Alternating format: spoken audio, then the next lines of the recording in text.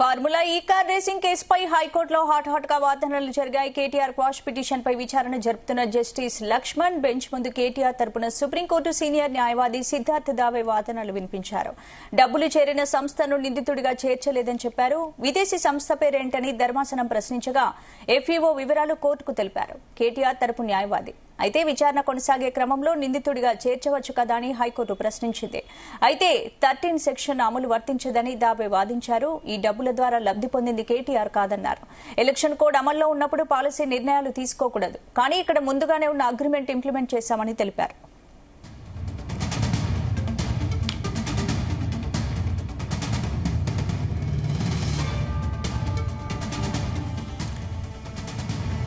ఎఫ్ఈఓకు 2 విడతల్లో చెల్లించిన నిధుల ద్వారా ప్రభుత్వ నిధులు దుర్వినియోగం అయ్యాయని రిప్లై ఇచ్చారని, కానీ నిధులు చేరిన ఎఫ్ఈఓను మాత్రం నిందితుల జాబితాలో చేర్చలేదని కేటీఆర్ లాయర్ కోర్టు దృష్టికి తీసుకొచ్చారు. థర్డ్ పార్టీ లబ్ది పొందిందని చెప్తున్నారు, కానీ థర్డ్ పార్టీ ఎవరో ఎఫ్ఐఆర్లో ఎక్కడా చెప్పలేదన్నారు. ప్రభుత్వ నిధులు దుర్వినియోగం అయ్యాయన్నది అవాస్తవమన్నారు. అప్పటి మున్సిపల్ మంత్రిగా తన ముందు పెట్టిన ఫైల్పై సంతకం చేసినందుకు నిందితుడిగా చేర్చారని ధర్మాసనం ముందు దావే వాదించారు. ఈ మొత్తం వ్యవహారంలో కేటీఆర్ లబ్ది పొందలేదన్నారు. అగ్రిమెంట్ చేసుకుంటే తప్పెలా అవుతుందని వాదించారు. విదేశీ సంస్థతో అగ్రిమెంట్ చేసుకోవద్దనే నిబంధన లేదన్నారు. అలా నిబంధన ఉంటే కేటీఆర్ తప్పు చేసినట్లు, కానీ ఇక్కడ అగ్రిమెంట్ చేసుకుంటే తప్పెలా అవుతుందని కేటీఆర్ తరపు న్యాయవాది వాదించారు.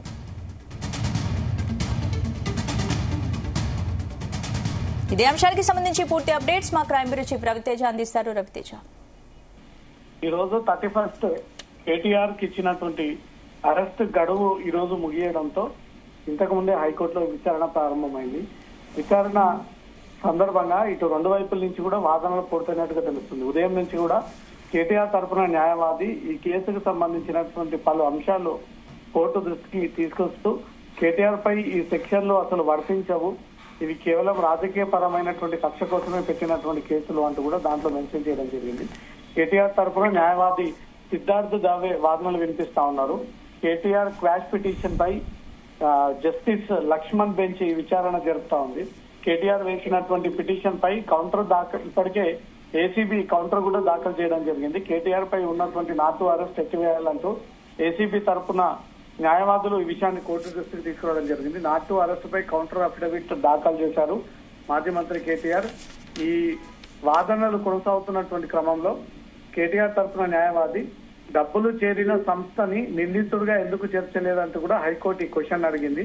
విదేశీ సంస్థ పేరు ఏంటన్నట్టు కూడా హైకోర్టు ఈ విషయాన్ని ఇరు పక్ష న్యాయవాదులను కూడా కోర్టు ప్రశ్నించినట్టుగా తెలుస్తుంది.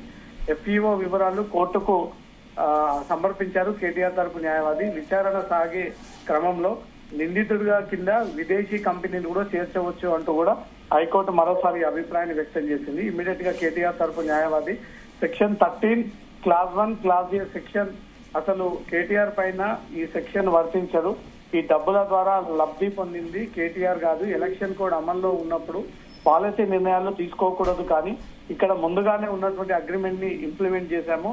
కేటీఆర్ పై ప్రధానంగా 6 ఆరోపణలు ఏసీబీ వ్యక్తం చేయడం జరిగింది. అనుమతి లేకుండా విదేశీ కరెన్సీని విదేశీ సంస్థకు పంపారని, అగ్రిమెంట్ లేకుండా చెల్లింపులు చేశారని, ఎన్నికల కోడ్ అమల్లో ఉన్నప్పుడే చెల్లింపులు చేశారని ఎఫ్ఈఓ నుండి డిసెంబర్ 20, 2023 రోజు మెయిల్ చేశారు. మిగతా నిధులు చెల్లిస్తే సీజన్ 10 నిర్వహిస్తామంటూ కూడా ఈ విషయాన్ని తెలియజేశారు. 26 డిసెంబర్ 2023 నాడు ప్రభుత్వం రిప్లై ఇచ్చింది. ఎఫ్ఈఓకు 2 విడతల్లో చెల్లించిన నిధుల ద్వారా ప్రభుత్వ నిధులు దుర్వినియోగం అయ్యాయని రిప్లై ఇచ్చారు. నిధులు చేరిన ఎఫ్ఈఓను మాత్రం నిందితుల జాబితాలోకి చేర్చలేదు అంటూ కూడా కేటీఆర్ తరపు అడ్వకేట్ ఈ విషయాన్ని కూడా కోర్టు దృష్టికి తీసుకురావడం జరిగింది. ఇక్కడ థర్డ్ పార్టీ లబ్ధి పొందిందంటే చెప్తున్నారు, కానీ థర్డ్ పార్టీ ఎవరో అనేది ఎఫ్ఐఆర్ లో ఎందుకు మెన్షన్ చేయలేదు, ఎక్కడ ఎందుకు చెప్పలేదు అంటూ కూడా కోర్టు దృష్టికి కేటీఆర్ తరపు న్యాయవాది విషయాన్ని తీసుకెళ్లారు. డిసెంబర్ 18 సాయంత్రం 5:30కి కాంపిటెంట్ అథారిటీ నుంచి ఏసీబీకి అనుమతి ఇచ్చింది.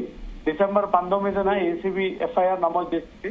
ప్రభుత్వ నిధులు దుర్వినియోగం అయ్యాయి అనేది అవాస్తవం. అప్పటి మున్సిపల్ మంత్రిగా నా ముందు పెట్టిన ఫైల్ పై సంతకం చేసినందుకు నిందితుడిగా చేశారు అనేది ఈ విషయాన్ని కోర్టుకు తీసుకొచ్చారు. అరవింద్ కుమార్ ఫైల్ పెట్టారు, కేటీఆర్ ఫైల్ పై సంతకం చేశారు.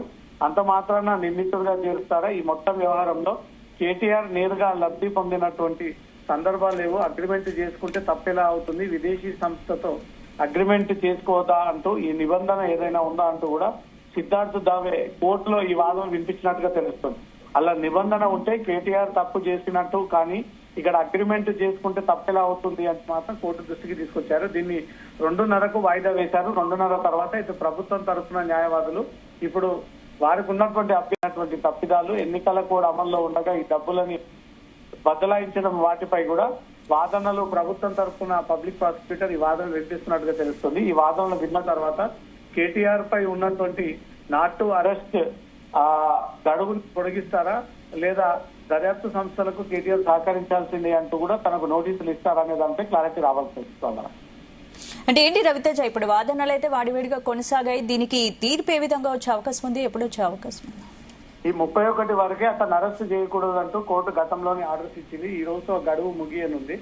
కేటీఆర్ తరపు న్యాయవాది ఇది తెలిసి చేసినటువంటి తప్పు కాదు, గతంలో జరిపినటువంటి అగ్రిమెంట్ కాబట్టి దాన్ని దృష్టిలో పెట్టుకునే ఈ పేమెంట్స్ అన్ని చేయడం కారణంగా సీజన్ 10 కూడా హైదరాబాద్ లో నిర్వహించే ఒక ఇంట్రెస్ట్ తో ఆ ప్రభుత్వం ఇచ్చినటువంటి ఫైల్ తో కేటీఆర్ సంతకం పెట్టాడే తప్ప అగ్రిమెంట్ చేసుకోవడంలో తప్పే ఉంది.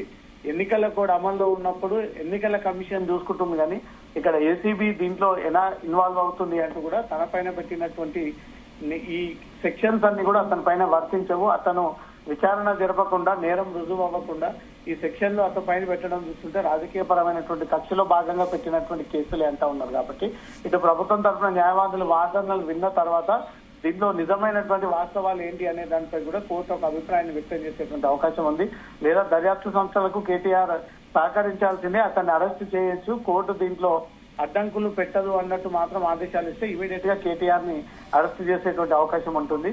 లేదా ఈ నాట్ టు అరెస్ట్, అతన్ని అరెస్ట్ చేయకూడదు అన్నట్టుగా మాత్రం ఈ అరెస్ట్ ని ఇంకొన్ని రోజులు ఎక్స్టెన్షన్ చేస్తే మాత్రం కొన్ని రోజుల్లాగా కేటీఆర్ ని అరెస్ట్ చేసేటువంటి అవకాశం ఉండదు. అతనికి మళ్ళీ రిలాక్సేషన్ దొరికేటువంటి అవకాశం కనబడతా ఉంది. Right, thank you Raviteja.